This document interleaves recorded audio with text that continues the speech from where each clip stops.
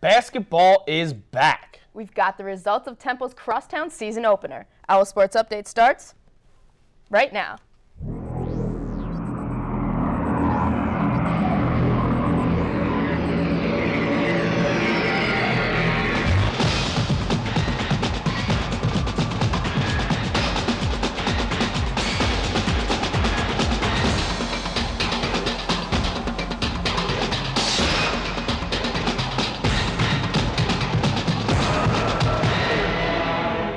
Hello and welcome to this week's edition of OwlSports Update. Alongside Kyle Fisher, I'm Lindsay Keeler. Stay tuned for an up-close look at a junior guard. But first, we take you to the hardwood for the first time since last year's double overtime heartbreaker. That's right, the college basketball season is upon us, and the Owls were looking to start off strong against head coach Fran Dunphy's former team. The Quakers are coached by one of Dunphy's former players, Jerome Allen, and Allen would like nothing more than a classic tale of an apprentice beating the wise old owl. There's no better way to open the season than a Big Five matchup again at the Palestra. Big question this year is how the Owls replaced Lavoy Allen. Early on, center Michael Eric provides some interior muscle with the putback on the Juan Fernandez miss. But Penn would keep this one close. A little give and go here, and Miles Cartwright hits the short jumper right there. Fernandez will respond with a nifty little move of his own, and it's no surprise that there's a classic brewing at the Palestra, all knotted at 28 at the half. Second half, good ball movement by Temple leads to the wide open three for Fernandez, and he knocks it down. But Penn has a long-range marksman of their own. Senior Zach Rosen with the three from the corner. He hits it, gives Penn the lead. Owls put the ball in Ramon Moore's hand, and he is fouled on the drive to the basket. Moore knocks down one of two free throws to tie things up at 57, and we are headed into overtime. In overtime, Raleigh Jefferson in trouble, but finds Michael Eric with a nice look inside for the layup. Up one with 17 seconds left. Juan Fernandez with the crossover and hits the dagger three to put Temple up 5. Fernandez led the Owls with 19 points. Rosen won't go down without a fight, though. His 7th three of the night slices the lead to 2, and it all scores with 27 points. Temple will close this one out on the free throw line. An intentional foul and a technical foul lead to 6 consecutive trips to the stripe. Fernandez and TJ DeLeo make 4 of those, and this one is over. Temple pulls out an overtime thriller over Penn, 73 to 67. Michigan. And from West Philly to the western edge of the Caribbean, the men found themselves in the first round of the 5-hour Energy Puerto Rico tip-off. First round matchup was early Thursday morning against Western Michigan. Fernandez takes the wide open three and misses, but Michael Eric with the putback. Temple started on a 9-0 run. Michael Eric now backing down the defender. Turnaround jumper, good, and 1. Eric finishes with 12 points and 15 boards. The Owls go up 25 to 8. Second half now, good ball movement, and Fernandez takes the wide open three, buckets. Back to Fernandez again on the next play near the corner, and it's good. He finishes with 14 on the day. Next play, Raleigh driving baseline. Khalif White getting some love on the outside. That's back-to-back-to-back threes for the Owls. That locks this one up. Your final, 69 to 65. And so far, so good. There's plenty of optimism for the Owls this year, but that doesn't mean there aren't any concerns. That's right. One includes filling the void left by Lavoy Allen. Chris Williams is in the newsroom with a look at who must fill some pretty big shoes. Hey, Chris. Hey guys, in preparation for the upcoming season, members of the media got to ask coaches and players about their thoughts on the 2011-2012 season, which includes filling a gaping hole at the center position. Temple's biggest task for the 2011-2012 season will be filling the role of Lavoy Allen. I don't think anybody can fill that void. I think no one player can be as good as Lavoy was defensively. You know, play good defense as a team. Lavoy's presence won't be missed that much. That happens to you every year. So now you gotta pick up the pieces and move on. And now we're going to be different. But with a healthy Juan Fernandez, Temple is eager to begin its season by flying south for the winter. First stop, Puerto Rico. You know, this being my last year, and knowing there's our last chance to, you know, do something here at Temple, I definitely want to try to stay injury-free. It's nice to be in tropical places like that during November, but it's still all business. We're looking to win games, and that's the main priority. I'm excited to play against the talent level I will be playing against, especially in the front court. I'll be playing against a lot of good big guys and good team. With the tough schedule, the Owls have already begun preparing for the long winter ahead. this last week of practice is different because, you know, you start worrying a little bit more about the team you're going to play and not about yourself only. I like having a tough schedule. Tough out-of-conference schedule always prepares us for the conference play and postseason play. We're going to need not only the players, the coaches, and the staff, but also our fans. And you know, we really appreciate them and hope they'll, you know, be there this year like they were last year.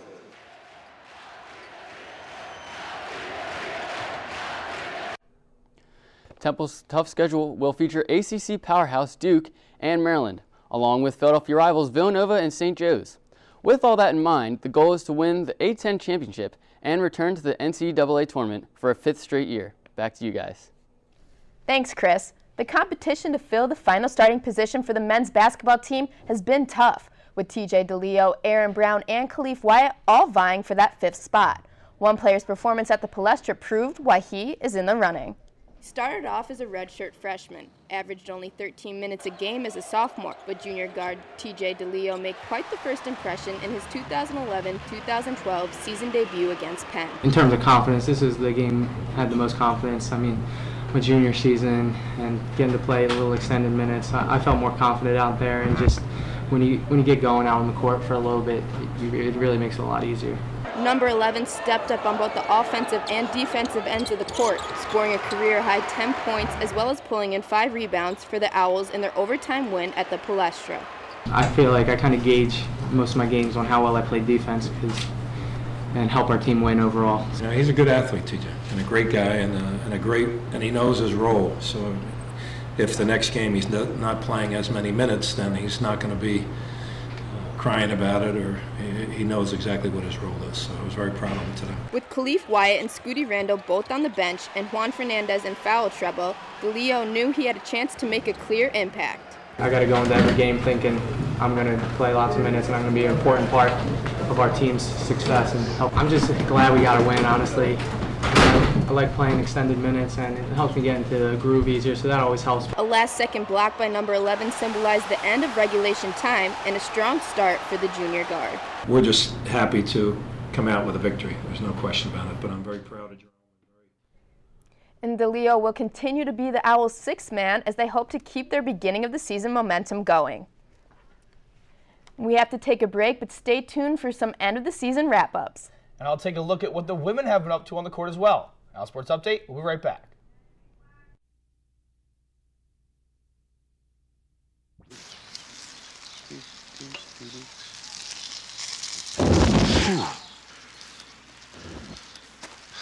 Here we go. What?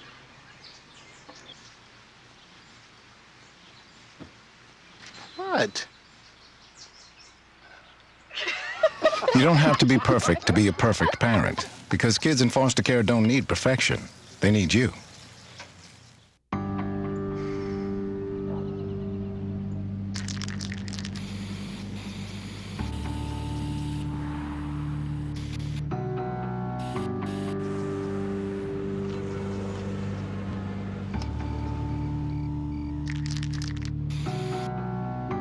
Turning a 20-foot wall into a canvas takes vision.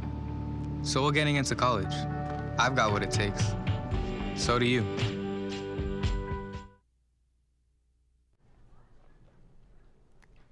Welcome back to OwlSports Update. Not only the men, but the women's team also started its season off this past week. But unlike the men, they got to start right here on North Broad. Temple's women's team opened their season at home against Miami of Ohio. Let's get right into the action. The Owls miss a 3, but the loose ball rebound is picked up by Brittany Lewis and put in for 2 of her 12 points. Later, B.J. Williams feeds McCarthy, who dribbles to her right and pulls up for a jumper. Count it, and the foul. It's more of the same from McCarthy here, who dribbles to her left and hits the bank shot for 2 more. Then, Williams again, crossing up a Miami defender and dishing a no-look pass to Natasha Thames. Williams shows she can shoot the ball as well, breaking the defender's ankles before stepping back for a 3-pointer. Tiona Williams drives the ball here and picks up 2 more. The Owls keep attacking the arc as Shea Petty is left wide open and connects for 3 of her team-high 15. Williams then drives to the basket before sidestepping a defender for the bucket and the foul. That will fire the Owls up as they win their opener 70-36. And the ladies played their first road game on Tuesday in Boston against the Northeastern Huskies. The Owls forced 27 turnovers, including 14 steals. That defense carried Temple to a 72-54 win despite being outshot and out-rebounded. Women start the season out 2-0. And over to a different kind of court, Temple volleyball took on Duquesne on Friday, trying to start their final weekend of the year on a killer note. Duquesne serving to Temple, freshman Tiffany Conister sets up a beautiful kill for sophomore Elise Berker. Later in the match, Duquesne will even the score when Temple senior Colin Wallace reaches over the net on the block attempt. Temple sophomore Emily Frazier has a solid block here at the net, putting Temple back on top. And Temple celebrates the win here after Duquesne serves the ball out of bounds. Your final score, 3-2. And the team had the chance to finish out with a positive record at home on senior day at McGonigal Hall. A win over A-10 rival Xavier will put the Owls at 6-5 at home. Senior day was ignited with this setup from freshman Tiffany Conister to senior Colin Wallace, who finishes with a slam. Xavier looks for kills from themselves, but is stopped by Temple defense not once, but twice. Wallace keeps the senior pride rolling with another slam that was too powerful for the Musketeers to handle. Finally, Xavier's Kelsey Dunaway and Amy White find a few holes in Temple's brick wall defense with 2 kills to give the Musketeers a 2-0 lead after the first 2 sets. The Owls stayed alive, recovering countless attacks from Xavier and continued to put points on the board. But in the end, it was Xavier who delivered the final slam, defeating Temple in 3 straight sets.